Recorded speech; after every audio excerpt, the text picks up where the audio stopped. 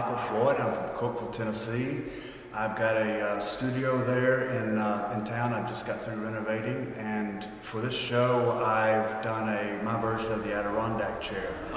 Historically, the Adirondack chair was an exterior chair. I wanted to bring it into an interior setting, so I went ahead and used that form and made the more bulbous curved forms.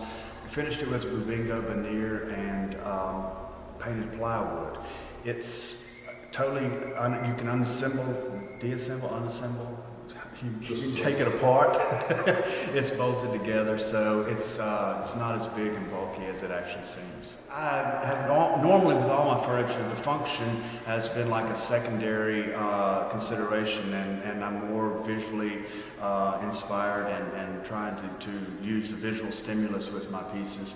So by losing the functionality of it, I've gone into the more sculptural forms here lately. There was a movement, I believe it started in the 60s and really took on a lot of steam in the 70s of what we call, in the studio furniture world, the first generation of furniture makers. A lot of those were based in California. Then the second generation has come along with people like Wendell Castle, Gary Knox Bennett, Wendy Maruyama, and are some of the big names in the studio furniture business today. They're concentrating more on the form and than they are on the function of the furniture. That it becomes more of an art piece, a one of a kind, as opposed to something that you might furnish your whole house with.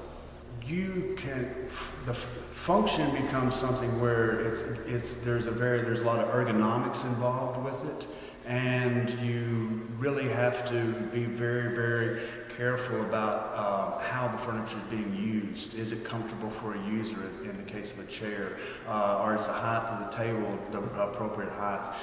With the sculptural forms and the studio furniture, that sort of can end up taking a secondary role because it really becomes an art piece that's not necessarily used in our daily lives like normal furniture is.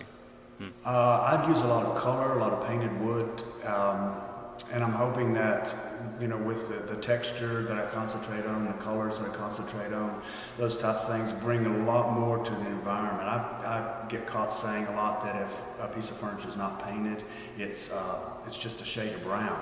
So that's sort of my personal opinion, and I get in trouble a lot. But I work a lot in poplar because I can paint it, and between the color and the form and textures and surface treatments and everything, it becomes much more elaborate than a normal functional piece of furniture.